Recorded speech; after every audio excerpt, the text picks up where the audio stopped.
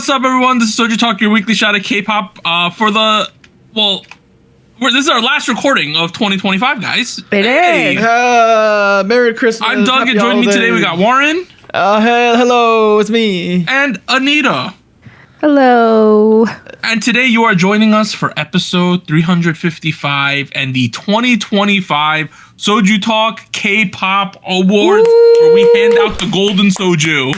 Woo! Yeah. Let's go. Hey, quick reminder, check out SojuTalk on your favorite podcast platform, sub to us on YouTube, join the SojuTalk Discord, and be a part of the nation. This is like our third or fourth annual award show. I don't know how many years we've been doing it, but it's been happening for a while. This is like the 7th. What are you talking about? We've literally been doing it the whole time. Dude, this is episode 350 something. So yeah, like 70. Okay, yeah. whatever. However many times we've been doing it, we're doing it again.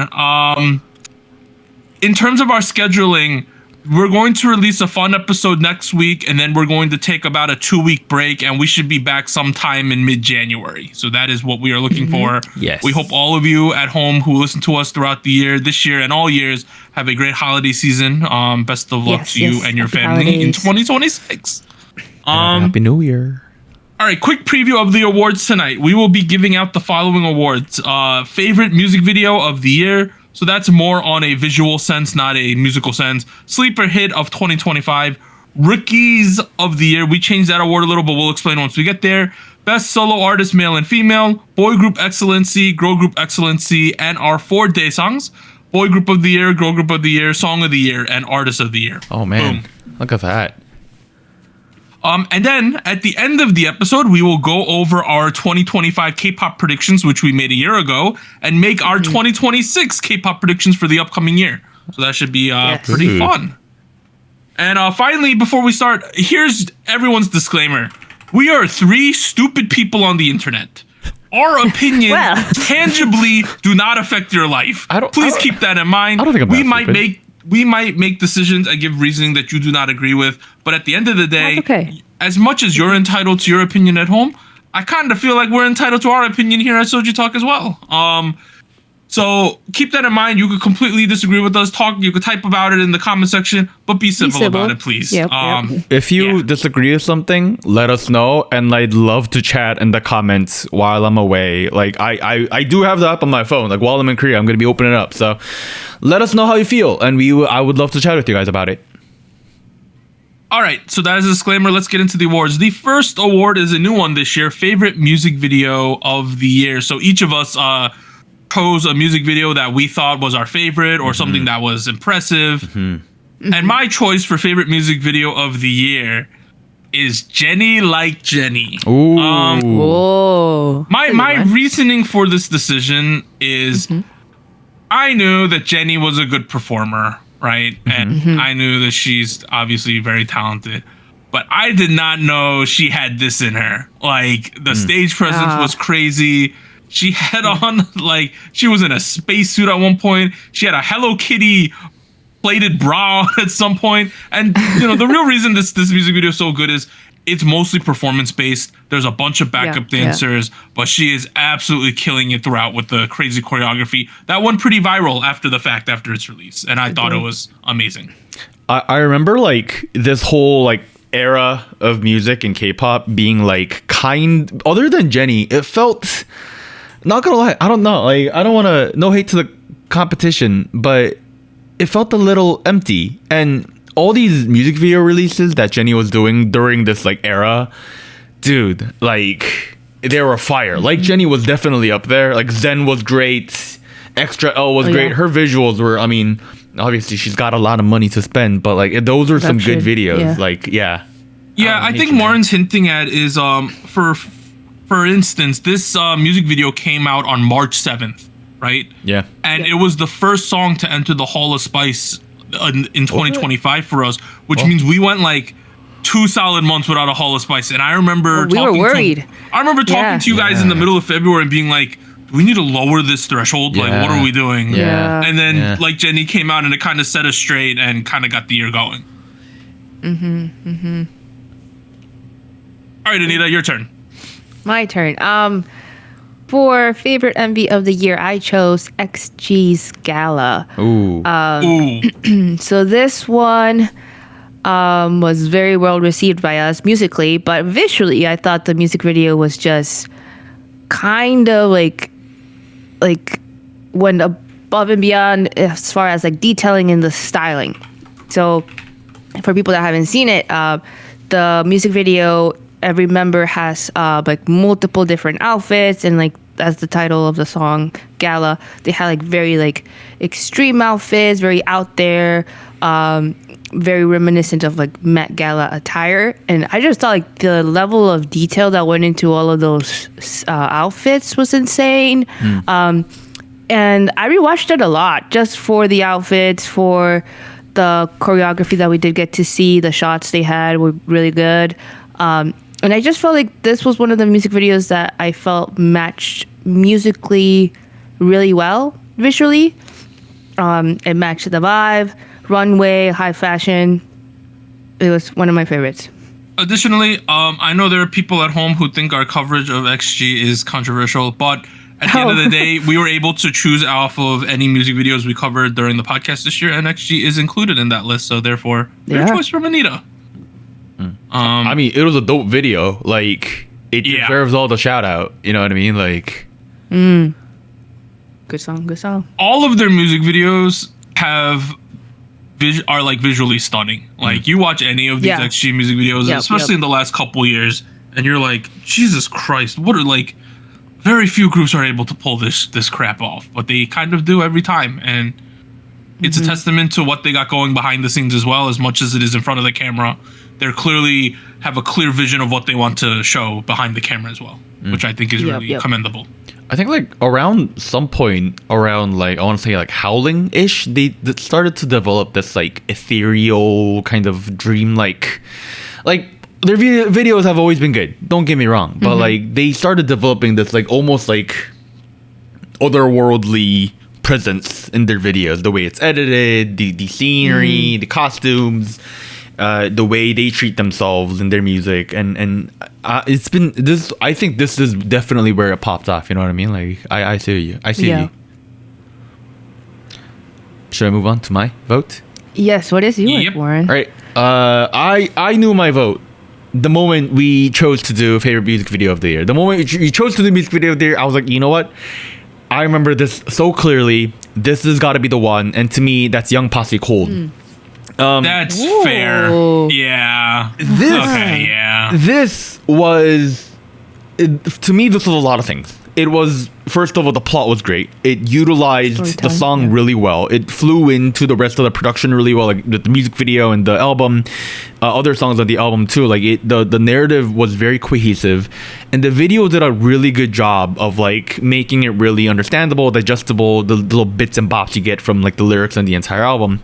And it tells this really, really dramatic plot, narrative based on Taiwan with this, music video director in Taiwan. And not gonna lie, like I was getting throwbacks to like old K-pop back in the early 2000s when like everybody was doing like dramas. Oh, yeah, like Big Bang, like Brown Eyed Girls, like all those ballad artists.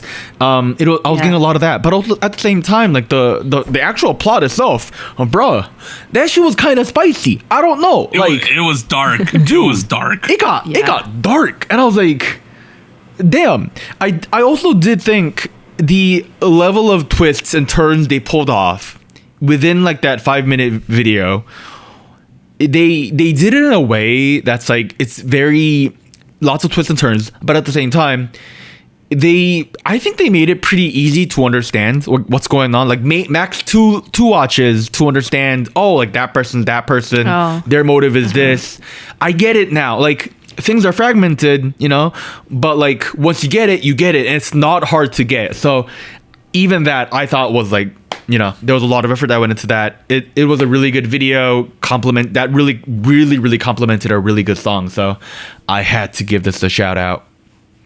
Hey, you know what might also be dramatic? One of the Young Posse's kids is going to be on Show Me the Money, aren't they? They're in the. Are they? Really? Which one? Which one? Who? Which one? Sunye, right? I think. Oh, okay. Okay. She's in the teaser. You could see her. Like I did not watch the teaser. Oh no. Okay, it does say she's gonna be in 12. Okay, you're right. Yeah, so that might be dramatic as well. So we'll have to see. I didn't know they were still going on. We will see. And they specifically showed her when one of the judges were talking about like we're gonna see new faces this year, and she was one of the people they showed at that point. Dang. I mean, regardless of how we feel, like, she's good. She's good. Yeah. I just wanted to mention that. I wasn't sure if you were aware of it, but hey, shout out. not. So the Golden Soju for favorite music video of the year goes to Jenny Like Jenny, X Gala, Young Posse Cold. Boom. Yay. Hey, those are all fun music videos for sure. Check them out. Let's move to the next one. A perennial favorite, one that we do every year, is Sleeper Hit of the Year. So that is any song that you think was a banger that did not get the attention that you think it deserved in 2025. Mine is a song that is in our Hall of Spice, but I don't see enough people talking about it. It is If I Are You Okay, which I think is the best song released by a group that is not in like a big four company.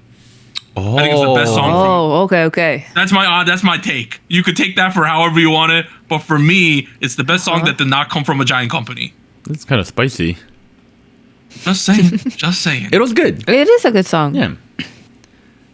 I think I believe it is our 5th highest scoring song of the year on the podcast as well, with a 7.51. It came in as.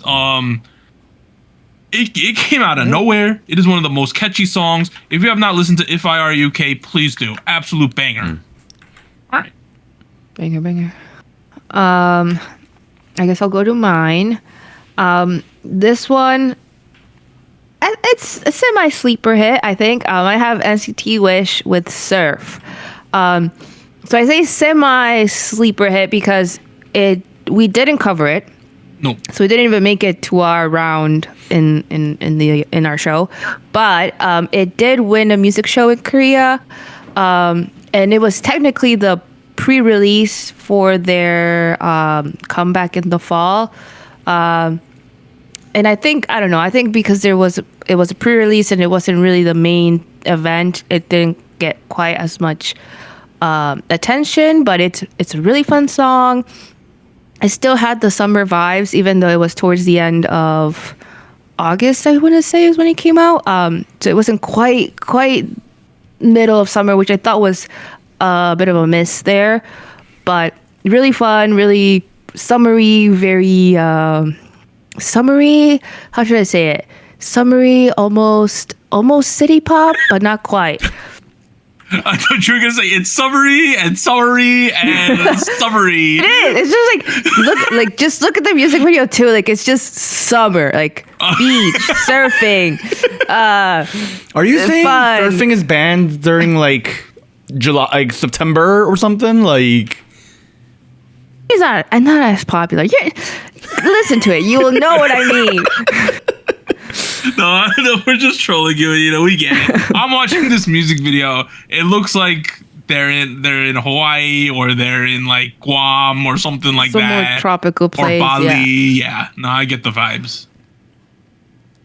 All right, Warren, your turn. What is your sleeper hit of 2025? my sleeper hit of 2025 is an artist we used to cover on the show, but I think for one or two other reasons we kind of stopped covering. And it's Lee Chan-hyuk with Endangered Love, or 멸종위기 사랑 in Korean. This is the title track of his second full-length album, which is called Eros. He has been doing weird shit in the past couple of years. His first album was... I wasn't a huge fan of Error, but Eros, I think, really felt a lot more focused. It was a lot more cohesive. What he wants to achieve with his album, I think the messaging has become a lot more clear. And I think Endangered Love did a lot in terms of delivering that message, particularly in a way that's like digestible.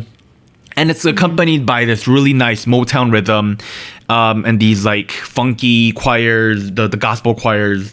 And it plays along to those genre cliches really well. But on the other hand, it flips it around with these like kind of... The lyrics are interesting. They're not like straightforward. It's a lot about like, how love is endangered. Back in the day, everybody had One Love. Rare. Right. It is that song, the back in the day. Yeah. Oh, it's that one. That's a good song. That's a good ass song. The melodies are good. Like, it's just a really good pop song with all that Motown vibe. But he does a lot in terms of, trying to send out this message.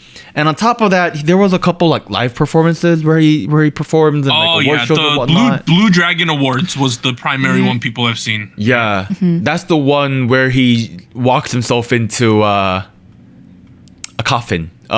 Which I'm sure you can figure out what he's trying to mean there. But what I will say is I have had questions about what Lee Chun-hyuk has been trying to be as a solo artist in the past couple years. Now that he's gone through a couple iterations of all his solo projects, like him doing Akmu, him as a solo artist, him in his like little band. I shouldn't say little band. In his band Bubble, and his like himself as like a video artist. I think he's maturing really, really well. And his songwriting qualities have never been of question. So you combine all that together. I don't know. It's just one of the best songs of the year for me. And if it wasn't for a certain artist, Lee Chun-hyuk would have been, he could have been solo artist of the year. I don't know. Oh, yeah. I think him as an artist, so I feel like he's essentially now transcended like being a regular artist. Do you know what I mean? Like, to me, he's gone up a tier. Like, I ain't saying he's on Mount Rushmore yet, but when you look at the comment sections of his videos, particularly the Korean comments, they're always saying like, GD does his thing, but we have Lee Chun-hyuk too. You know what I mean? That's the kind of comments I see now of him. Instead of him copying GD, which was the discourse we used to get. Yeah, now they're saying like, this man is forging his own path, doing his own thing, and he's becoming an artist of that level. You know what I mean? Like someone who's just completely making their own art, which is really crazy considering they're from K-pop Star. You remember they were the Mongolian missionary kids back, things like that. Like it's amazing to see the progression of an artist, and I think he's doing a great job. Go check that one out too. I remember this one. This is the one that has the Korean title, right? I think it's in Korean, so that's why it's a little harder to find. But yeah, go check that one out. It's a great song. You'll know you're in it when you see like it's pretty much like a live of him and his band, more or less, the music video. So you'll see like the full crew and him in his like curly hair, get up with his like sunglasses, and he's got a huge smile, dude. You cannot miss that smile. He's like, he's having a good time. He's having a good time. All right, sleeper hits of the year. If I Are You Okay, NCT Wish Surf, Lee Chun-hyuk, Endangered Love, The Golden Soju. Woo! Yes. Good picks. Congrats. Good picks, guys. Good picks. Next one, let's get into our traditional K-pop awards. We have Rookie of the Year. So these are grouped. Okay, originally we had broken this up into boy group, girl group. Traditionally, right? Yes. Correct. We decided this year to make it a genderless award where two groups can win. Because there's a new group, guys. Some of you might have heard of them. That has intergender group, right? A co-gender group. All Day Project. So we wanted to, even if we weren't gonna pick them, we wanted them to be like eligible to win it because they're eligible to win at all these award shows that are going on right now. So we decided to make it a genderless award.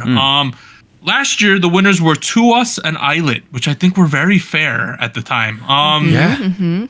So all right, let's get to it. For me, one of the choices was obvious. I thought you had to pick Hearts to Hearts. Like, I think that initially people were like, okay, I don't know if I get this Hearts to Hearts group. They got 9 members. They're a little bit like invoking Sonyeol Shide with the 9 members. And I don't know, maybe the chase wasn't for you. But then you get Style and Focus, and the narrative completely changes. And now you're hype about them. You're seeing them on all of your feeds on all your different platforms. And you're like, I understand. And I think that was an obvious choice. The second choice, do we all agree with that? The other choice is more obvious for me. Really? Okay. Yeah. Okay. I think I agree with the. What's your other choice? Anita, do you want to talk about him? Should I talk about him? You can start. Yeah. And I'll come in. This group is, HYBE newest boy group, and I think that's for me that's Quartus, which is they dropped an EP like late into the summer, early fallish. It went super viral for like a debut. Like it was all over Reels, TikToks, that sort of thing with Go and fashion. This was like, you know, them translating a lot of the most trendiest sounds in hip hop music into K-pop. Now, I've said this elsewhere before, and I'll say it again. People might complain that like, oh, it's too much autotune, or oh, it's just Playboi Carti or Travis Scott all over again. But I think there's a lot of effort that goes into translating it into a way that sounds good for K-pop, as well as like the Korean language itself. And I think Quartus did a really good job this year of like translating that into like commercial success, to the point where I was like, do I like consider them for like boy group of the year? Like maybe like, I don't know. It was really refreshing seeing like half baked efforts to do auto-tune. You know, that sounds like, you know, Black Eyed Peas over here. And then now we get this, which is like, oh, it actually sounds like it's from 2025 again. I don't know. Anita, do you have anything else to add? No, I think I had about the same thoughts, where to me though this felt like very solid choice for a rookie of the year. I think also they're set up in a way where debut was really, really good, and they had a good momentum so far. Like you said, they had the viral moment with Go, but they've kind of consistently been up there with fashion also going pretty viral. And then I saw some of their performances in the end of the year awards, and I think like the reception for that has also been really, really good. So to me, I feel like even though they did technically come out later in the year, you might say like a later start in the year for rookie, they had a really, really solid debut. They were a solid run right now. They're set up extremely well too. Like 100%. They barely just arrived. They released a hype song. Pretty much everyone in that group is pretty competent in English, right? Like they're set up extremely well going into 2026. I think it's also really cool how like they have been very like open and transparent about how they're like participating in the production process. Like regardless of how actually, you know, participant they are, they have done like performances where like I think like it was like Mama, where they like, I think it was Martin, right? Yeah, he pulled up with a launch pad and he just started doing the beat on the spot. I was like, I mean, sure, this is cool. You're leaning into it, and I think that's cool. This is the right direction. I like. There's so much natural and like genuine energy with this group that it just really gets me excited. Some other groups that I think, so let's go through our nominees, and then we'll go to the SojuTalk Nation Gochugangs, and and then I'll talk about a little bit of what happened in our polling. So I have Hearts to Hearts and Quartus as well, by the way, and I think you guys both do. Correct. Yep. Correct. So the nation voted. Their two winners are Hearts to Hearts and Kiki, surprisingly. Kiki was a short runner too. Yeah. So Warren, so if I ever put a group below it, that means it didn't win, by the way. I know. I just. Oh, okay. Yeah. Hearts to Hearts and Kiki. So Hearts to Hearts got 22 mentions. Kiki got 14. Quartus got 11. Other groups that had pretty good amounts. We had X Love. We have Close Your Eyes. All Day Project. All of them got above 5 as well. But the real winners for them are Hearts to Hearts and Kiki. Okay. Which is fair. I can see that. I can see it for Kiki too. Kiki, I don't know, personally. I think Kiki had a great year. Great start for them. But actually, you know what? Considering we had a bit of underrepresentation of Quartus on our podcast as a whole, I do see Kiki making sense more. Right? Yeah. For sure. I think they had solid releases throughout the year. Like they were one of the... They debuted around the same time as Heart to Hearts, and they also had a consistent amount of comebacks throughout the year, music videos. So it makes sense for me. Kiki was up there for me. Hey, also shout out to the person that put Kiki as their artist of the year. I just want to shout out Whoa. that person. Yeah. That took Okay. some bravery to do that. All right, though. Normally we use the SojuTalk Nation vote as the tiebreaker, but it is not needed here. The Rookies of the Year goes to Hearts to Hearts and Cordis. Yay. Congrats, guys. I think that's well deserved for sure. Makes sense. For sure. All right, next category. We have Best Solo Artist. So we start with the male, we go to the female. First one we have is male. I struggled with this one. I'm gonna be completely honest with you guys. Okay. Did you? Oh, okay. My logic was, here was my struggle, right? Okay. I felt like G-Dragon's song performed the best this year out of the people who are nominated. I thought with the bodily dance break and all that kind of stuff, creating the music video, I thought that made sense to be the biggest song out of all of the male soloists. But my concern, well, not really a concern, my thoughts was that, we had artists like J-Hope release a bunch of stuff, right, in 2025. Right.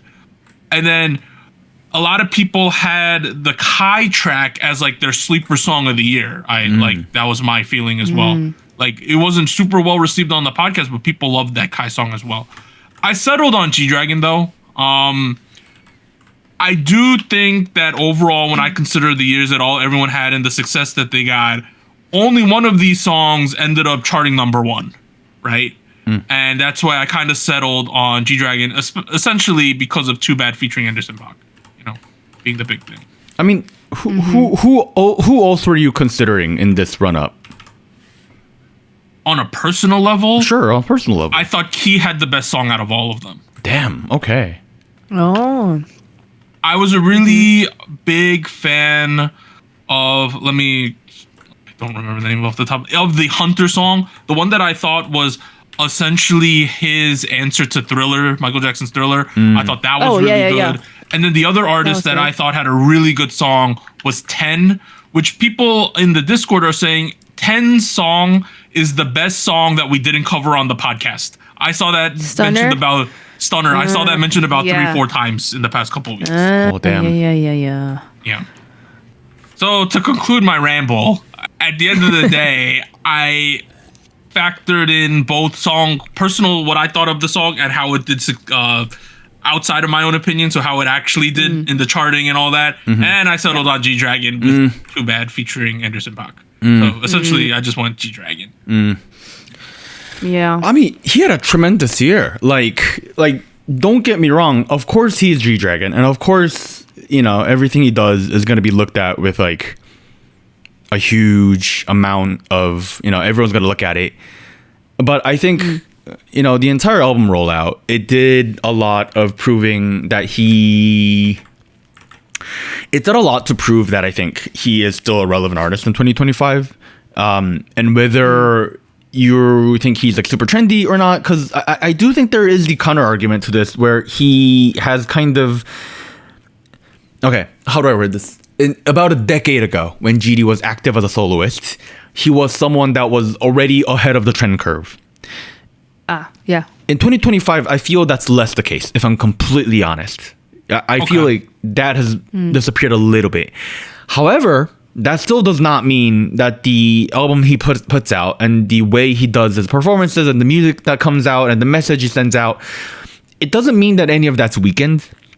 And I think a lot of it, with the commercial success he had and the quality of music and the album rollout, between Ubermensch, like all the singles off of it, I think it's proof to like how solid of an artist he is as a pop musician. And I don't know, I was impressed by that too. And you cannot deny the numbers. So I also have a vote for G-Dragon in this mix. Yep. No surprise. I also have G-Dragon for similar reasons. I think I was more on the same page with Doug, where like I felt like I wasn't consuming G-Dragon's songs or like releases as much, but I do feel like the impact of his comeback, I feel like, was felt throughout the industry. And I feel like it makes sense with the quality of music, because I think, like you mentioned, I think it wasn't anything extraordinary or in comparison to what he'd released 10 years ago, but it still felt like up to par. Like he can still do this. And more than anything, I feel like the return of such an artist is also such a big thing. So yeah, G-Dragon. Yeah, in terms of the nation vote, they also voted for G-Dragon, but he barely edged out 10 by 1 vote. Way closer than you would think. And then following them was Kai and J-Hope, but G-Dragon did take it. So it seems like we are all in agreement. The solo artist of the year male Golden Soju goes to our boy G-Dragon. It's not like he needs it. Guy is so rich he could buy anything. Also, congratulations. He won Daesangs at at the Melon Music Awards would happen this week. I think sweeped is the correct he won term, 3 of them. I think he got 3 out of the 4 Daesangs, something like that. I don't know if I go that far, but yeah, he was great. I don't know if I agree with all that, but like. Let's go to Best Solo Artist of the Year Female. Last year's winner was IU. Oh, and last year's winner for male was RM. So we went RM into G-Dragon, and then we are IU last year. This year, you gotta give it to Jenny Kim, guys. You gotta give it to Jenny. Am I crazy in saying that? I don't think that's even a take. You gotta give it to Jenny. The only other person who, on a personal level, I could potentially vote for would be Hwasa on for Good Goodbye. But I think just the overall year she's had, it's Jenny. It has to be Jenny. Yeah, Jenny for me too. Jenny. Anita, do you want to elaborate? I mean, I feel like it's hard to argue it, but I just feel like she had the most consistent output, like full album, several music videos, really great performances, viral songs, choreography. I thought the whole package was super solid. I saw that she did a couple of stages at the end of the year award shows, and those were really good. So I don't know. I'm glad that she had such a solid year, like complete package, really. I gotta say, I mean, I think it's clear. I also agree with Jenny. I want to shift my focus though a little bit because I think I don't want to say the same thing you guys have said about Jenny because I totally agree. If you think about this year in particular, I thought a lot of the releases from female solo artists, the quality was really up there, but the commercial success side of it was a little bit weaker. Where if you think about, I thought Choyuri's solo was really good. That didn't get a huge amount of traction. I thought Yena's solo stuff was really, really good as well. Also, didn't get too much traction compared to her previous stuff. What else? Sunmi had a release that I kind of got. Eve. Right. Eve's is the other exception though to me where she got so much critical acclaim and she blew up in a different way. She definitely saw some commercial success, dude. She went viral on TikTok. Maybe not in like typical K-pop sense. Maybe not on the charts. Yeah. Eve was the only other option here, I think. Personally. I think maybe I could have made an argument for Daeyoung. Maybe. Yeah, I think if you loved body enough, I think you could do it potentially, or if you but in terms of the nation vote, Jenny did win by a lot, by double the second place. Second place was Eve. So for reference, guys, when I'm talking about the people voting at home, there was about 60 ballots that came out, Oh, nice. Thank you. So Jenny won, and then Eve got about half of that, and then surprisingly, all of the Blackpink members but Lisa got votes. Lisa got no votes, guys. No one voted for Lisa. I don't know what that means. Wait, people voted for Rose? Apart from last year, guys. We got 3 Rose. We got 2 Jisoo. Okay. Yeah. Okay. I don't know. Someone voted for Fairy Mai. I don't know. Fairy May? I'm not aware who this is. We also had a decent amount of votes. Hwasa got some votes. Eve got a bunch. Yeji, I could see that. But for the most part, it's Jenny. So let's just go to it. The best solo artist of the year female Golden Soju goes to Jenny. She had a fantastic year, guys. Absolutely killed it. Next award, we have, which one is first in there? Boy Group Excellency. This is the most contentious award of the year, guys. Oh, man. I don't know if it's because we're biased in our argument that the boy groups.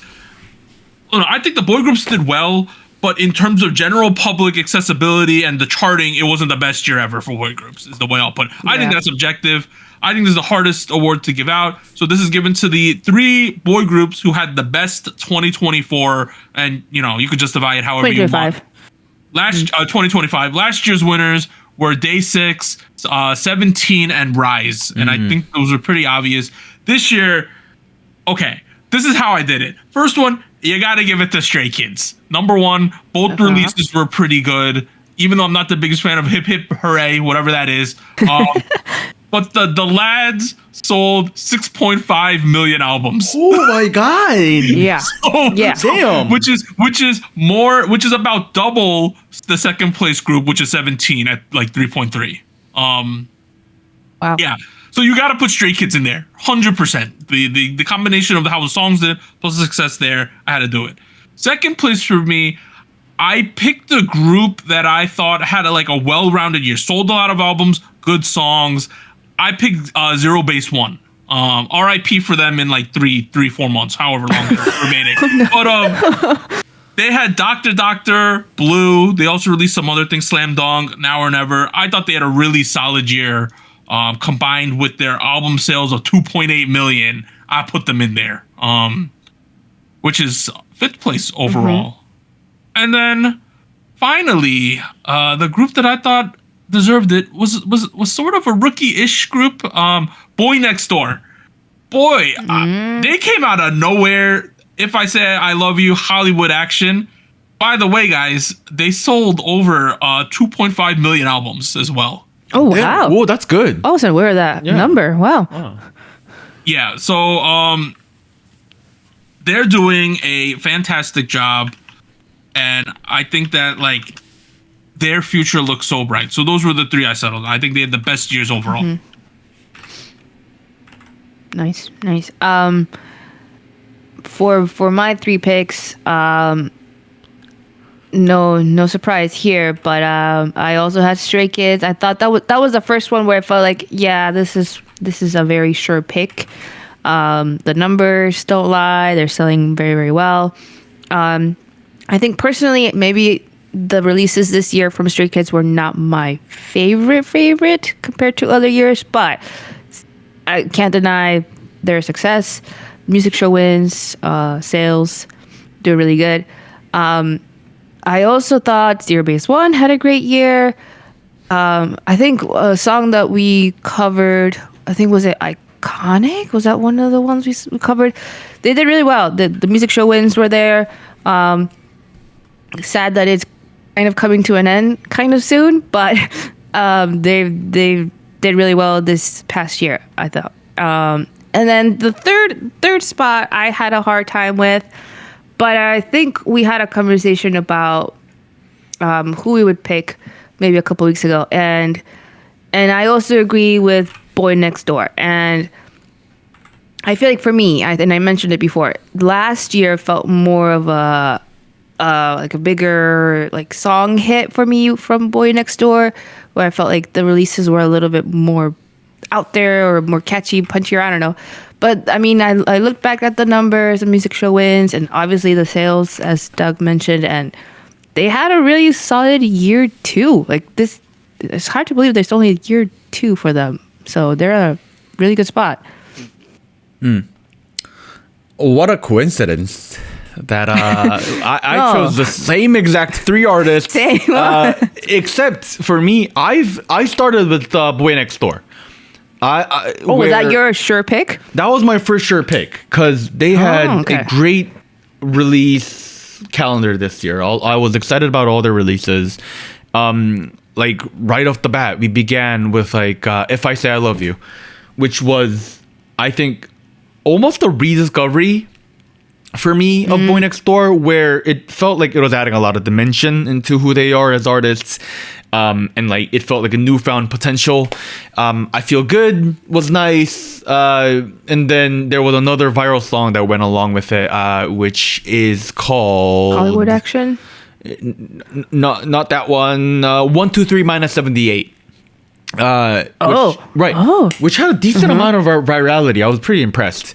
Hollywood Action was also another good one, like you mentioned. And that also went pretty viral. It was pretty interesting seeing this having some really good level, I say, of like having like a general public relevancy outside of like a typical K-pop sphere, particularly in this generation of like newer-ish boy groups.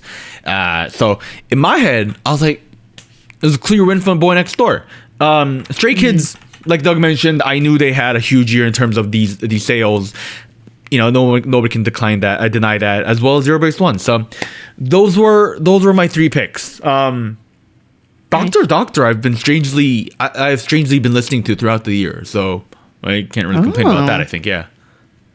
So the way the voting turned out, Stray Kids was number one for the nation as well, followed by surprisingly ATEEZ and then Cordis. Oh, by the way, like from Stray Kids was ahead of everyone. Then it was pretty close. Like ATEEZ, Cordis, Boy Next Door, TXT, ZB1, and Hypen were all in the neighborhood of each other. More spread out. Yeah, which is what I thought. Well, no, not more spread out, more condensed. Condensed. more condensed. It's pretty much pick your poison. I do think Stray Kids was like the combination of songs plus the sales. They had a monster year. And I do think ATEEZ had a good year. TXT, I liked and Hypen, but I feel like they only had one big song this year. In my head, at least. I could be wrong. And if they had two, I don't remember it. To be completely honest. Damn. They only had one. Bad Desire, With or Without You, which I thought was a really good song. I feel like I struggled to make this list, though. I had to go back, listen to these songs, look up metrics, think about it. It wasn't very obvious in my head. I mean, we got to the same results, though, one way or the other. I think like once we had to actually focus, like we can make the decision. But I think when we were thinking of like, oh, this is coming up, we were like, oh, off the top of our heads, who do we for sure want to put on this? I think like at least that was a thought for me. No, yeah. Well, the winners of the Golden Soju for Boy Group Excellency are Boy Next Door, Stray Kids, and Zero Base One. Boom. Nice. Yay. Congrats. Hey, speaking of focus, as Anita said, let's go on to the Girl Group Excellency. Hey, so awarded to the three girl groups who had the best 2025, best being a really loose term that you could interpret however you want. But last year's winner were aespa, Islet, and NewJeans. R.I.P. R.I.P. Oh. Or not. Who knows? No, or not. They might rise like we don't know on yet. The third day, guys. They might rise up. All right. So number one, this one, NMIXX has to be on your list, and it has to be towards the top. Correct. Like, it absolutely has to be, guys. Like, I'll tell you, after NMIXX in the nation voting, it's even bigger logjam than the guy groups. There's like 9 girl groups within 5 to 6 votes of each other after that. Dang. Everyone's confused. But I settled on my second girl group. I thought it was very obvious to me. We consider them, we cover them on the show. You gotta pick Cat's Eye, guys, in number 2. Like, K-pop in my head. You gotta pick Cat's Eye there. Third one, you could pick your poison, whoever you want. I went with Hearts to Hearts. I thought they had the 2 most solid songs relative to everyone else. So those were my 3. Okay. I see. I of course had the same 2 NMIXX, Cat's Eye. Can't deny they had really, really great years. My third, I think that's where I struggled as well. And even though it wasn't my favorite of year for releases, particularly, like it wasn't my type of sound, aespa had quite the music show-ins, the viral moments, Dirty Work, Rich Man, were doing really good. So I think aespa, even though I think compared to last year, it's maybe not as high of a year, this year was still pretty good for them.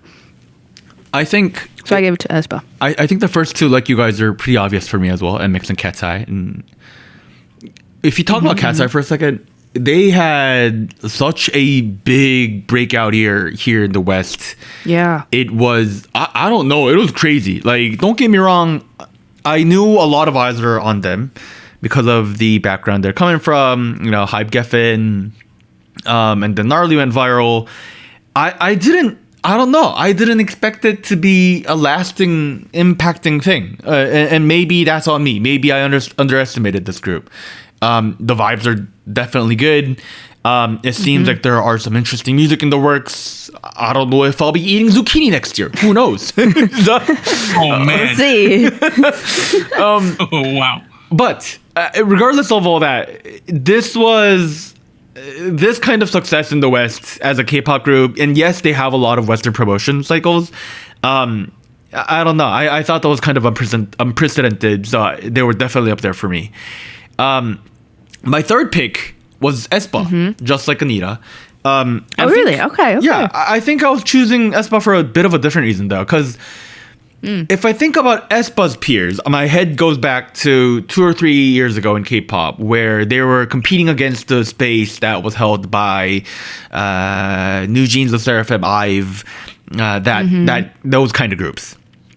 Now, New Jeans aside, the other 3 groups that I've mentioned, aespa, IVE, and LE SSERAFIM, they have gone through a level of effort in expanding beyond what originally made them famous and trying different sounds, different concepts, you know, maybe occasionally coming back. And if I'm completely honest, I don't know if their peers have been as successful as aespa. Now, don't get me wrong. Rich Money, Dirty Work... Rich Money? No. Rich Man. Rich Money. Rich Man. Rich Man, Dirty Work. I don't think were the perfect songs that, you know, that kept them the most popular in 2025. But I think they still were proof of how solid aespa has become. I think it's still on face value. I still think they're good songs. I was a fan of Dirty Work. I don't know.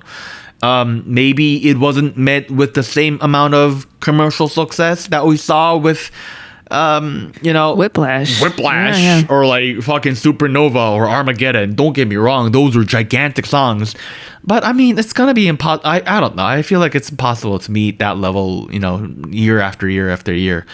So in my head, in aespa's career, this year felt like a very good gap year, and achieving that is very difficult in itself. So I wanted to give that shout out there. You know what group's not mentioned? It didn't do well in the voting either. I think it was like 8th place. IVE. So facts are Rebel Heart went number 1. Attitude and XOXZ were both top 10 as still. And for reference, Dirty Work went 2nd, Rich Man went 3rd. So IVE has a number 1. The other aespa does not. Additionally, IVE is the number 1 top selling girl group of the year, but it just feels like people aren't mentioning them for the Excellency Award. I don't know. That's just some food for thought for everyone.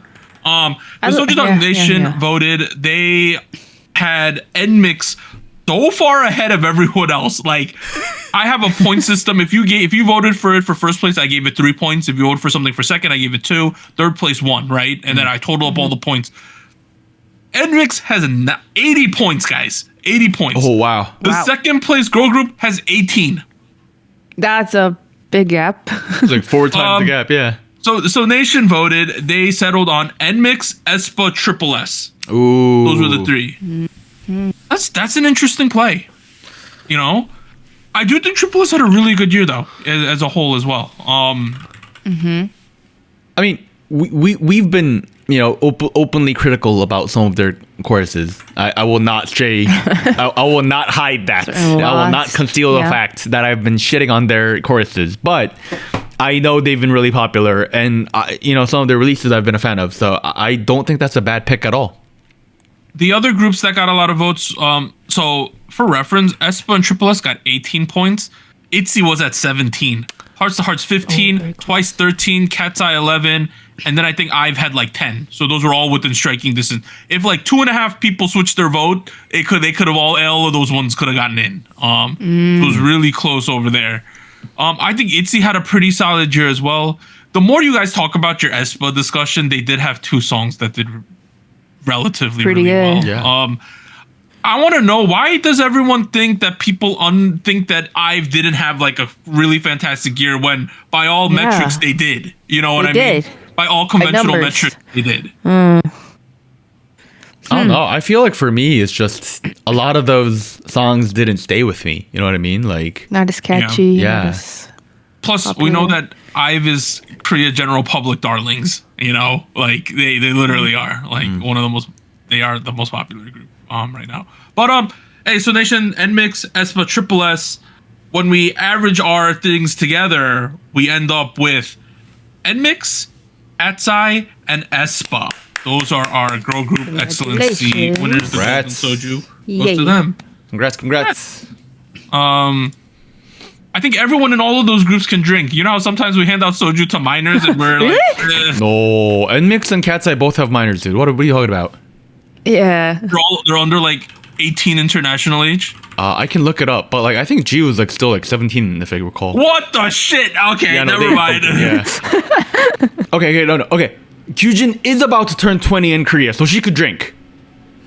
Okay, all right. In Korea. But I remember one time we were giving out awards to like 2us, and these kids were like 13 years old, Yeah. and it was weird. All right, so all these kids are close to drinking age. Yunche needs to wait a year and a week more. She's almost there. She's at 07. All right. So you know, still what? win. They for the still older win. members, they get the golden soja. Boom.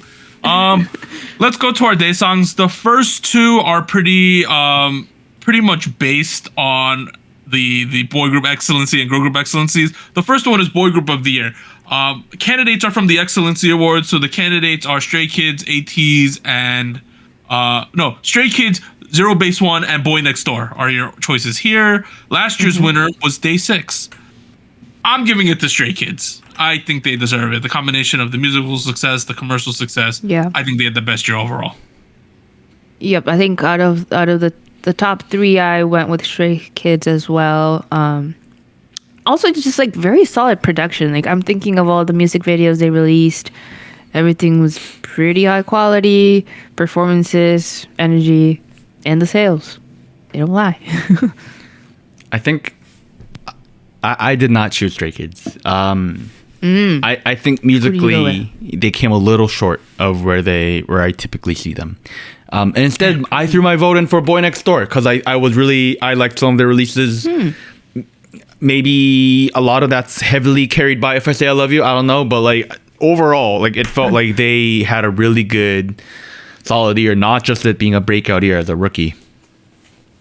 Well, too bad, Warren. Nation voted for Stray Kids as well with 3 votes. Damn. The boy group of the year Daesang goes to Stray Kids. Woo, Yay!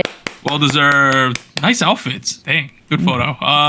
Next one we have girl group of the year Daesang.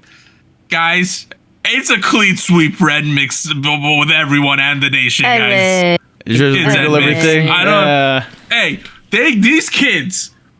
If you had made a prediction last year on this award show, NMIX is gonna win Girl Group of the Year, potentially win Artist of the Year, going to by far have the best discography, people would say you were insane, you know, going into 2025.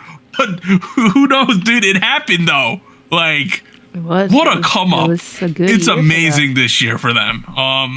They have arrived, well deserved. The Girl Group of the Year Daesang goes to NMIX. I'm really proud of them. I think that they're doing fantastic. They finally figured out what works with them, and it's going crazy.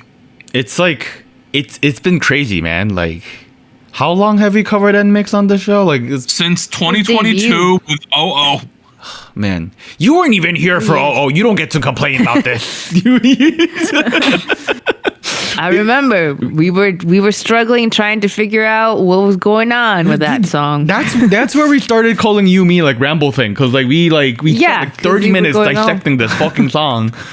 I don't know. I think they have finally refined and fine-tuned what makes them tick, Their album overall, like Blue Valentine, like not just the song itself, but like it is by far one of the best purely K-pop albums I've heard this year. This decade. As like decade. Wow. Whoa. Like as a full-length album. Like I don't think there's a lot of projects that come close to it. Like I'll be honest. Like Okay. like Ruby was great, don't get me wrong, but like it did a lot of like reestablishing who NMIXX are as artists, what their strengths are. It did a lot of like hiding what people are not good at. And the sound design was just so trendy. I don't know, I could go on and on, but like it really felt like a huge achieving year for them. I don't know, I was really excited. I think I've talked about how my girlfriend was like, are they your daughters? Like, why are you so excited about That's how proud you are. Yeah, so proud of I am. Hey, I'm proud of them too. They made it, yo. Shout out to NMIXX, Group of the Year, Daesangs. Let's go. Hey. Next one. We got some things to talk about, guys. Song of the Year. Last year was Aespa Supernova. It probably should have been Apata, right? On paper, maybe. Like, Apata came out like November. We only had like 3 weeks to digest this before we recorded it. But whatever. Shit happens, guys. These are songs that came out in 2025. Song of the Year. I was between two songs. I was between Blue Valentine and I was between Golden. I settled on Golden. Honestly, quite simply, the international success of this song. Plus, I thought the song's pretty good. I think it's a phenomenon. Everyone knows how successful this is. I picked Golden as the song of the year. Yeah. My choice was Golden from the beginning. I think with me, I thought the song was good. I saw the film. I heard it. The context of it and how viral it went was great. But I think the more I heard it, the more I grew to appreciate the song, to be honest. I was quite impressed with the whole story behind it, the production with EJ as a songwriter and singer. It's just a really great storyline with this song and the film. So for me, I think it goes to Golden. I had Golden on here at some point. Don't get me wrong. I had it on here. But strangely enough, I haven't been returning to Golden recently. I don't know. Like, I still think it's a good song. I still give it like a 7-8, that sort of thing. But I have to vote for Blue Valentine by NMIXX. I could again go on and about how good the song is. It has this pop rock-esque band-driven sound with like these like very aggressive synths and these boom bap / Jersey influences. There's like so much melancholy, but at the same time a lot of tension in the melody. Like there's so much emotion. And then you got this experimental bridge where it drops to half tempo and then it builds up, literally by accelerating the BPM. I don't know, like at first I thought maybe this is like, I don't know, like a little weird or like not too, maybe something too forced and maybe too jerky. Maybe could have worked better. I don't know, but like the more I listened to it, I didn't hate it. It's a really good way to literally slow down the tempo of the song, and it makes it that much more engaging for me.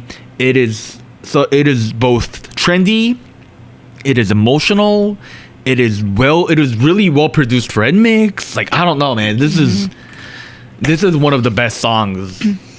And I think there was a point when we covered the song where we felt that we weren't sure it was going to do well mainstream, right? Like how it's going to do in the charts. So worried. But it did good. It did really good. It went number one. Which was a very, very happy surprise. Their first number one as a group. Yeah. So Nation voted. I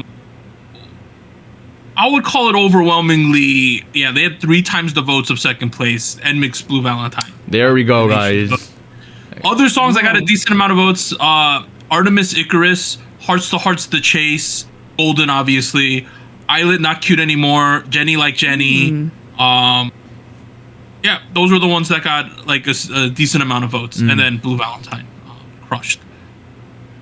You know what? We're technically at a tie here, right? We traditionally said that the nation vote was a tiebreaker, but I don't see it like that this year. Let's be inclusive. You know what, Anita? Let's give the people what they want. Let's give the listeners what they want. I'm willing to go Benedict Arnold on our girl Rumi, and I'm willing to switch my allegiance to NMIXX Blue Valentine. Oh shit. Oh, okay. I'm willing to do it. I'm willing to do it. How about you, Anita? Are you well? It doesn't matter what you think about you. Yeah. I'm okay with doing that, honestly. Because it's a good song. It's a great song. Golden is a more successful song on an international level, but I think Blue Valentine is a better song. Oh, that's my take. Oh damn. Okay. That's a fair point. That's gonna be awkward because I have the graphic put up for Golden. Well, no, we're having our moment at the Oscars where they read. Someone runs on the stage, pulls the card away. Who cares? Are you okay with me switching, or do you want to just stick with Huntrix? No, let's give it to Blue Valentine. I'm not complaining. Okay, we're giving it to NMIXX Blue Valentine Song of the Year. I'm happy for the girls. Let's do it. We have surprises. I'm not complaining. Is all I'll say. Like I literally voted for them, so why would I say no? All right. Let's go to the final thing. The final one, Artist of the Year, Daesang. The biggest award we give. I think there's 2, maybe 3 artists that I think you really. Actually, there's 4. Okay, I'm explaining it. There are 4 artists who I could see myself potentially giving it to, from least likely to most likely for me. I got G Dragon in 4th. I got Cat's Eye in 3rd. I got Jenny in 2nd, and I got NMIXX in 1st. Is NMIXX your official nomination? NMIXX is my nominee, the person who I want Artist of the Year. I think they had the most comprehensive year with the best music. Combine that with the success of the song, I think well-rounded. I think they deserve it. Even though I could give it to Jenny, because I thought Jenny, and I think Cat's Eye kicked a ton of ass this year too. But I think NMIXX takes it. Okay, so I was between your top 2, Doug. I was between Jenny and NMIXX. I think Jenny had a very, very solid piece of work with Ruby. The songs that she released, the videos, the performances, everything was very, very, very solid. Possibly one of my favorite projects out of all of the Blackpink members. You know? It is. Thus far. But I ultimately did decide on my pick being NMIXX for Artist of the Year. For also kind of similar reasons. Their album was really, really good. The quality of the releases were really, really good. And I also want to just shout out to the fact that they stuck it out. The NMIXX sound, they found it. They fine-tuned it, like Warren said. So I think this year, was where we saw kind of the results of that. And I'm glad where they're at right now. I think better things to come, hopefully next year. But it was a really, really good year for them. There was a moment where people were calling in Korea. People were calling people in the K-pop community condescendingly. About a year and a half or so ago, was calling NMIXX a ping pong paddle. A lot of people were calling people out online for using NMIXX as a ping pong paddle to criticize other K-pop girl groups. Meaning, they were comparing other artists with NMIXX, and they were using NMIXX as this comparison measure. Dude, the narrative was all over the fucking place. Like, they had become this group that, like, nobody was protecting. People were, like, openly shitting on them. Like, people are like, oh, their music is ass. JYP has lost their way. Squad what? You know what I mean? Like, as much as I was not a fan of OO or like Dice or like some of their, Young Dumb Stupid or like a lot of their earlier releases, I saw the shift happen like, I want to say like almost 2 years ago. And it's been up since then. Where this has been an artist where I constantly saw, upward motion in terms of quality.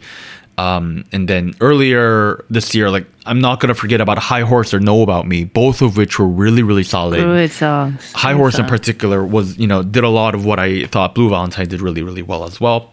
Whereas Blue Valentine maybe was even better to me. I don't know.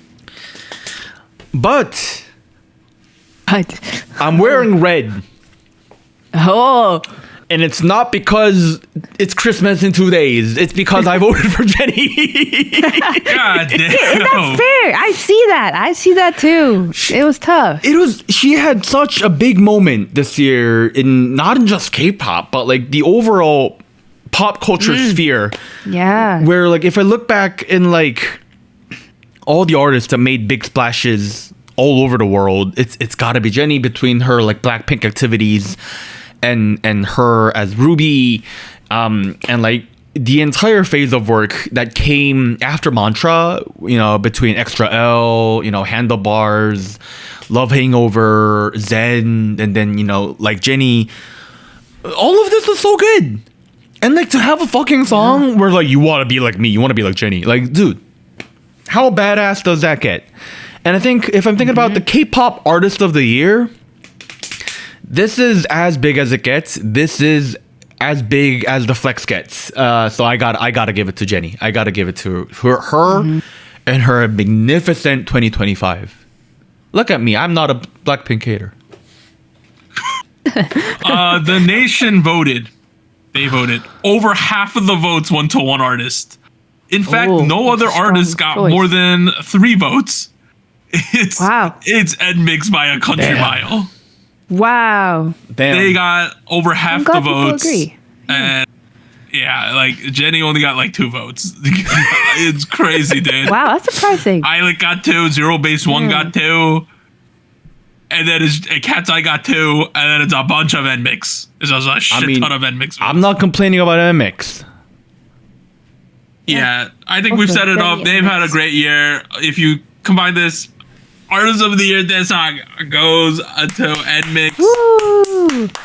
Yeah. What a great 2020. No, if you would expect them essentially almost sweeping all the possible awards they could get last year, you would have said no way. That should have been someone's prediction last year that NMIXX would dominate 2025. I mean, that would have been a take. I just want to draw attention to the fact that we literally gave them every Daesang other than Boy Group of the Year. So, wow, essentially the year of NMIXX is what I'll call it. Like, so the winner, discovery of NMIXX. Yeah. Let me go through the winners. So the favorite music videos of the year: Jenny Like Jenny, XG Gala, Young Posse Cold, Sleeper Hit of 2025, If I Are You Okay, NCT Wish Surf, Lee Chan-hyuk, Endangered Love, Rookies of the Year, Hearts to Hearts and Cordis, Best Solo Artist, G-Dragon and Jenny, Boy Group Excellency, Stray Kids, Zero Base 1, Boy Next Door, Girl Group Excellency, NMIXX, Cat's Eye, aespa, Boy Group of the Year, Daesang, Stray Kids, Girl Group of the Year, Daesang, NMIXX, Song of the Year, NMIXX, Blue Valentine, Artist of the Year, NMIXX. Boom, so be it. Are we taking do we want to take a break here? What do we want to do? Do we just want to go straight into it? I don't want to. All right, let's take a quick break, guys. We'll be back with our predictions. 3, 2, 1.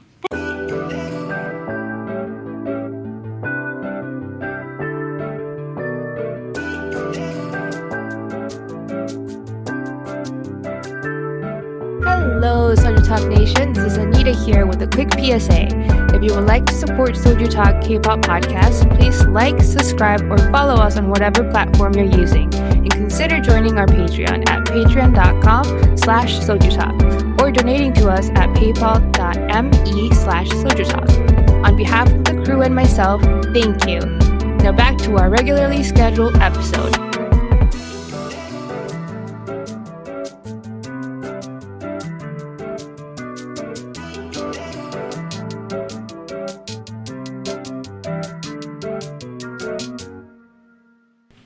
I was alerted by Anita over the break that Hearts to Hearts, in fact, has 8 members. I apologize to all the what are their fans called? Hachupings? Something like that. I don't know what they're What?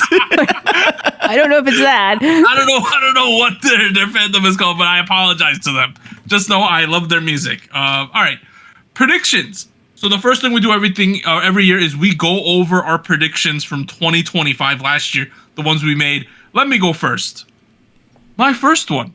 More big collabs between K-pop artists and Western artists like Apata, Love Money Fame, and New Woman. You got some? We got some, like, I would say especially like Lisa with Ray and Doja Cat was a big one. You had G-Dragon, Anderson .Paak, but those are like transcendent people, you know, like Jenny's doing it. Yeah. Like Lisa's doing it. The vast majority of artists did not, so I think that's a bit of a miss from me. Yeah. To be completely honest. Number 2, I wrote Baby Monster has a top 3 girl group type of year. Well, they sell well. And I feel like if Robbie was there, we had a shot. We had a shot, guys. I think we measured. That one didn't happen. Number 3, To Us continues to rise into top tier as 17 enters military era. You know, I think I they're got rising. the rising. I got the second Yeah. half. Rise into top tier, 17 enters military era. I got that correct, but it turned out to be a different hype group that did it with Boy Next Door. I'm not saying To Us had like a terrible year or anything like that. No. But it's not like, I mean, they sold over a million albums, right? But at the end of the day, I don't think they had the best year ever. You know, they did not follow up the Chup Ma Nam song as well as I think they could have. So that one's a meh for me. Next one, BTS comeback world tour announced for 2026 happened. That one definitely happened. Yeah. Happening. like The tickets are going to be impossible to get. Such an easy prediction to make. I don't know, man. Number 5, a girl group from one of the big 4 shockingly disbands. Did we? No. No, it didn't happen. No, it no. didn't happen. There we go. We're safe. I know NMIX is, not mixed. I know New Jeans is in turmoil, but I don't consider that in that category, so that didn't happen. My predictions were shit. And then number 6, we each picked a Blackpink member to win 2025. I picked Rose, and it looked promising at the start of the year with the Apata hype. But then other members caught up with her quite quickly. So I had terrible predictions overall. I think I'd say you got 2 correct. Like BTS World Tour, and then I'd say Rose kind of sort of won 2025. Jenny won 2025 out of all the Blackpink members. Okay. She still did really good though. Like, yeah, but Jenny won. Jenny won. Yeah. Okay. I need to go with your predictions. my predictions. Well, they're okay. The first one was Adore debuts a boy group to counter the scandals from previous year. So that hasn't happened yet. They're still in the works, right? You're 1 year too early. I'm pretty sure it's happening next year. Seeing too far ahead. They're still not quite there. So that's it. That's not that great. Second one I had was actually getting hyperpop sound from big girl groups now. It was more of a wish. I don't think we're quite there yet. I think there's been some groups that have kind of dabbled here and there with maybe not straight hyperpop, but more like techno digital sounds. I'm thinking like Islet with Jellius, that type of vibe was there.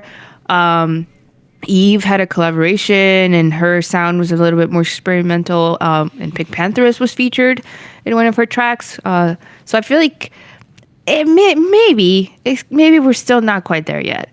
So I don't know. I don't know if that one was a hit.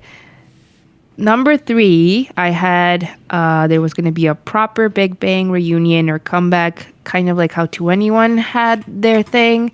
That didn't happen. I mean, you were off of the hype of Mama 2024. I was. The G-Dragon stage, and it was hype. Yeah. The Big Bang is announced to be at Coachella 2026, though, so it seems That's like true. you were a year ahead of that, too. Maybe it will happen. Maybe. To be TBD. Still not sure. And then for fourth prediction I had, new SM girl group does really well. Viral music video show wins. That happened maybe. for sure. Yeah. No, that happened, Music Anita. show wins. Yeah. They did well. Yeah. They did well. They did a great time. Then my fifth prediction was Rise/Seunghan issue will fizzle out after both release new music. That happened. And it did, yeah. It did for sure happen. Fizzle out a bit. It didn't really do much after that. And then my prediction for Blackpink member who was going to have a great solo year was Jennie. And that did You hit come on true. that. Number 5, was it the argument or the conflict between the Rise and Seunghan fizzling out, or was it both of their musical quality fizzling out in 2025? I don't really know. That's some food for thought. It depends on your interpretation of how you think they did this year. But hey, Anita, you got half of these right. The back half were really good predictions, honestly. Hey, you. Made sense. Good hit ratio. Here are my predictions. My first prediction was a sustained rise in popularity in band music. A little bit. Yeah, a little bit. Like it's Extended Heroes is okay. Extended Heroes is doing alright. A6 is good. I hear guitar sounds and like band arrangements in like pop music a little bit. So maybe, yeah. No, I give it it's to you. in there. I think QWR had a good year too. Yeah. I'll give it to you. All right. Okay. Second prediction was mid to late stage Y2K party music recession core. I purposefully stayed away from calling it hyperpop because I thought this would be more relevant, and I saw this happen in the underground scene, like with artists like Effie and The Deep and all that. But I don't think in K-pop really. I saw it happen a little bit with Yena, you know. Yeah. a little bit. Yeah. Yeah. Third prediction, I thought neo psychedelia as a genre would be more popular in K-pop. I could not have been more wrong. Not quite. I would maybe say High Horse is like kind of in that direction, but like a little, maybe. a little bit. All right, number 4, I had continuation of big North American and Korean collabs, as well as North American tour initiatives. Kind of like Doug. I don't know. Like other than like a lot of tours did happen though, but I Sure. wouldn't say like a lot, tour yeah. initiatives. I'll take a half correct. Half Yeah. a point there. JYP Entertainment and SM Entertainment scandal was my 5th prediction. I mean, okay, Oh, scandal in what sense? the CBX scandal. I was gonna definitely say, a yeah. scandal. Does that count? Definitely a scandal. JYP had the water bomb, no hair in his armpits scandal in his pink outfit. I mean, I'm willing to give you a half point there because SM had some shit go down this year for Yeah. them Yeah. and their artists. All right, I'm taking But a lot of JYP's been pretty half clean. points here. And surprisingly, Bang PD had the biggest scandal out of all of the big Yeah. That came out of nowhere, Yeah. dude. Yeah. Lastly, for my Blackpink member prediction, I had Lisa wins 2025. Could have not been more wrong. So I will take 1 and 2 She had a halves. good 2025. I thought the music was solid. I think she was the weakest out of Jennie, Rose, and Lisa. Okay, fair. Hey, those were our predictions for last year. Let's get on to the ones we're making for the upcoming year. Some of mine are wild, some of them are not. Damn, okay. The first one is just spicy. The prediction number 1: we don't get New Jeans reunion S5. Bro. Don't say that, You're Doug. just sad. No, I'm really wrong with my predictions, so I'm hoping I'm wrong. Oh, okay. Yeah, yes. So I get reverse this psychology. Point, I get this point Yeah. next year if they come back as 4, come back as 3, doesn't have no comeback. I get the point. If they come back as 5, I lose. So I'm picking the field here, guys. I'm picking the field of options. Okay. Man, okay. if it happens as 4 or 3, I'd be so sad, dude. I hope this is my one that I hope I'm wrong with. Obviously, I want New Jeans as 5. Second one, I wrote Yehua new boy group rookie of the year, sells over 1 million albums, and my sub point was has a better year than Alpha Drive 1. Damn. So you remember how you're not Yehua far off. recalled all of the trainees essentially to the group? Yeah. Yeah. With Zhang Hao, and we got like That's my fear-based one. Ricky, is coming to an Gyuvin, end. Yujin, Yunso, Sungon. They got a whole group waiting to go. Now, with Yewa, this prediction might be really off because they might not even debut them in 2026.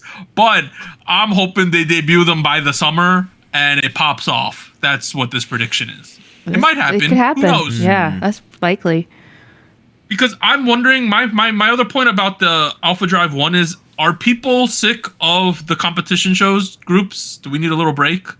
I mean, they're not doing bad. Like a lot of the boy groups that have. I know their boy groups are doing really well. So this is an outside take. Okay. I'm really pissed that they didn't announce Ghost Planet 3 at Mama. To be completely honest with y'all, they did not announce it, so I don't think it's happening. Rip. Number 3, someone K-pop related wins the Grammy. So the Grammy, okay. You know how Rose, K-pop Demon Hunters, Cat's Eye are all nominated? I'm gonna say at least one of them will win. Is that lukewarm? I think that is. If they don't win, if nobody wins out of those 3, I will be pissed. Okay, let's up this. 2 K-pop related acts win Grammys. Oh damn! Okay. Okay. That's a little spicy. That's a little. Let's do that. I said 2 out of the 3 are gonna win something. Okay, that's my take now. I think it'll happen. I think it'll. I would bet on Rose and K-pop Demon Hunters with the Huntrix and Golden, but we'll see. My number 4 point was initially, it's blank has a top 3 girl group type of year. Last year I picked Baby Monster for the same exact take, and I was off. This year, my initial gut reaction, I don't know why I thought this. I'm gonna put it back. I have Meow. Ooh. I don't know why. I have Meow having like So I get this right if Meow is in the discussion for excellency next year, essentially. That's how we'll phrase this. Yeah. If they essentially have like a top 5, top 3 type of year, I get the point next year. I don't know why. I think they're going to get it together. I think that they have all the pieces in this group to do it. It just has to come together. I think they're close, though. Is their music going to be good, though? That's exactly my point. And then finally, I have BTS Megatour is the story of the year in K-pop, but I'm going to say the new single doesn't meet expectations because I think the expectations are ginormous on this song. Okay. Well, we'll see. I hope that one's wrong too. I hope BTS drops the best song ever, but that's just my prediction. I personally think BTS's new release is going to meet every expectation and is going to be Song of the Year. So okay. Okay. Put that out there. All right, those are my predictions for 2026. Anita, let's hear yours. I'm doing a counter prediction to Doug's. I think New Jeans will confirm a return as 5, but we will not get any music in 2026. Boo. I think it's gonna be a 5-member return, but it's gonna take some time. I think they're gonna drag it out for some reason. We could both get a point if they confirm their debut, but no music comes back in 2026. We both get a point then. There you go. Well, it could happen. We'll see. My second one. So I think it's going to be a really big year for Cordis. Looking at what they're at right now, and seeing how BTS is also going to have a comeback as well. I think there's going to be maybe some collabs happening between them. I see that in the future. I think maybe a feature, maybe, I don't know to what extent, but I see them together at some point. If they do a TikTok challenge together, does that count as a collab? That doesn't count. No. Musically. Featuring or production, something like that. Okay. Yes. Okay. And my third one, this one is very specific and I have a reason for it. I think Rami from Baby Monster is going to come back and they will have a successful meaning like domestically, internationally comeback, maybe music show wins, all that. And I say this because in the last couple of days, Baby Monster had a release, a music video.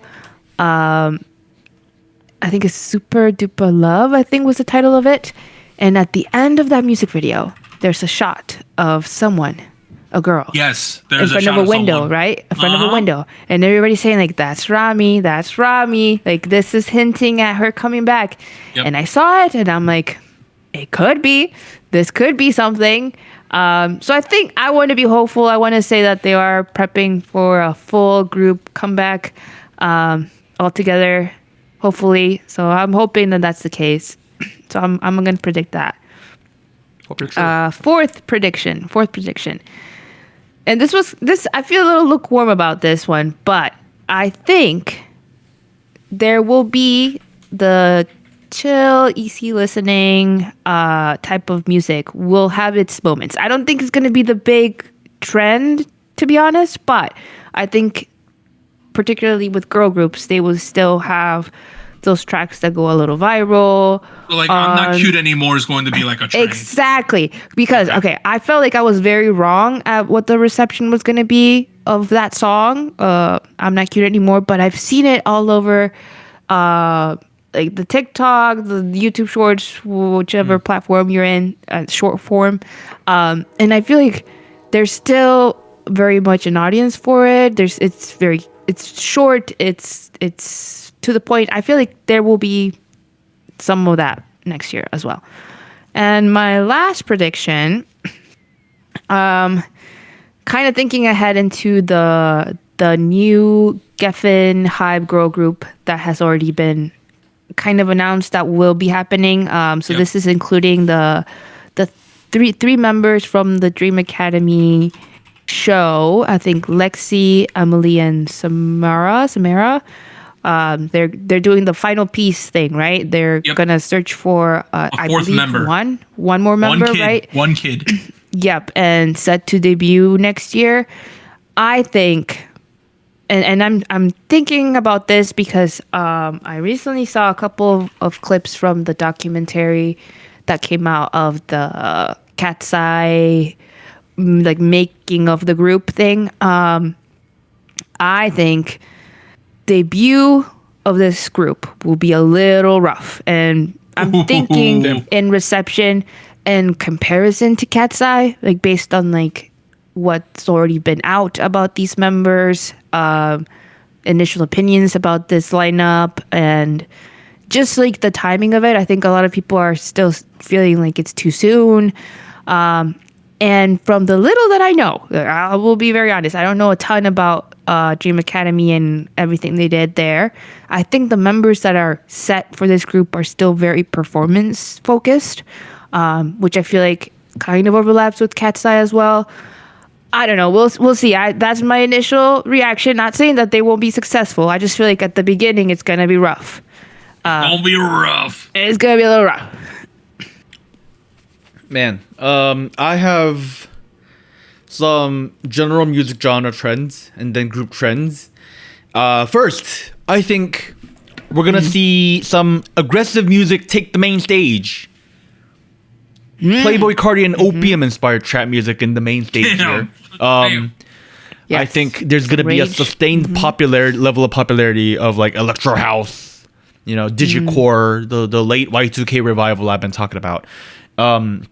Some combination of this I expect to continue. I think Cordis did a great job of kicking it off in the boy group scene, in the girl group scene. I don't know. I think Eves is doing it. I don't think it's hit the mainstream yet. I think it's going to be the main thing. I think it's going to be the main genre trend of 2026. That'd be cool. On the contrary, I think chill music, I think it's going to die. It's dead. What? Stick it in the coffin like Yu Chun-hyuk. Oh no. Gone. I think it's stuck around a lot longer than I think than we expected. And you know what? I'm not complaining. We got some good music out of that, but I think I don't know. I understand the last Dialect track was pretty popular, but other than that, I don't know. I think we're ready to move on. I think it's gonna die. Bye. Say goodbye. It's gonna be just auto-tune and aggressive synths from now on. Jesus Christ. There's like one person on Discord who's always like, I don't like chill music. It's gotta be energetic. Dude, you gonna be happy. You gonna be feasting. It's gonna be a good year for you. Third prediction. I think it's about that time of every couple years we get a golden year for K-pop girl groups. And don't get me wrong, this year has some good releases. But I think we're going to have, next year in 2026, we're going to have some bangers come out.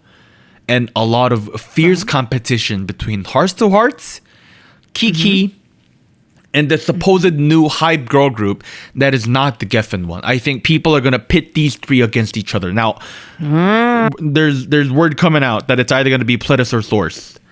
I think the Geffen one's gonna do. Yeah. I don't know. Anita's saying here it's gonna do terrible. Who knows? Not terrible. It's gonna be just a little rough. But I think people are gonna pit those three against each other, and maybe that'll be the top 3 girl group of the year convo. I don't know. Okay. 4th, I think North America tours are gonna scale down. Ooh. Okay. I could see that. Yeah. See that. Yeah. That's Too many tariffs. Yeah, that's me just thinking about like the macroeconomics and the global situation we have Economy. over in the US. What I do think is going to scale up, though, I think the Chinese activities are going to scale up a lot. There has been some recent events in the China-Korea relations where people have started warming up with each other, particularly because China-Japan relations, I don't know, kind of funky at the moment. Yeah. We'll see how this turns out. I know SM was kind of excited about this, so we'll see. Last prediction. This is kind of a weird one. I think K-pop, J-pop collabs are going to happen more often. I saw recently that Zico had collabed Yeah. with Lilas from YOASOBI. Yes. Then I saw that Yena had collabed with Hasune Miku. Yes, The she vocal- did. She did. And that came out of nowhere. I don't know. I'm also seeing this micro trend of Miku pop up again as a part of this Y2K wave. So, Oh. I don't know. I think this K-pop, J-pop collab route is going to happen more often. Maybe we'll see Miku hit the mainstream in K-pop. I don't know. I'm just throwing it That'll be out there. something. Hey, it could happen. Like Hitomi went to the AKB 20th anniversary concert. Like she was there. She performed with AKB again. Okay. Okay. Maybe crossovers. Can I add one fun one to just piss people off? Sure. I'm gonna write ADP Nepos their way to another Daesang this year. I mean, it Album could of the year. happen. Anything could happen. Album of the year. I'm gonna say they're gonna randomly win one at a different award show again. Like they're just gonna randomly win one, and people are I gonna. hope it's for music reasons. People are gonna look at like people are all the reaction videos are gonna go viral again of all the other groups. Going like, what the hell? What the helly? You know? You know what? If we're doing ADP predictions, can I add one prediction about ADP? I think Sure, you can have one ADP too. is going to have a member change. Oh shit! What? No. And I don't think so. I think people could drop out. I think people could get added. Oh shit! Anita, you have 10 seconds. Give us an ADP take right now. That's what we're Okay, doing this year. I think ADP will do like sub units next year. Oh, they're starting to. They have songs like that, but you want to see performances. Okay. Yeah, I think they will. ADP subunits. So subunits, another Daesang member change. Those are our added on fun ones. Okay, guys, let's my go. God. So those are our predictions for 2026. Let us know your predictions. It's been a long 2025, guys. We've made it through it. 2026 is looking a little happier. We might get new jeans back. We might get some new hype groups. We have a lot of good rookies right now. It's looking exciting. We'll see you guys then. Yes. Bye, everyone. Bye. Bye-bye. Happy holidays. Happy New Year. Bye. Happy holidays. See you guys in a couple weeks.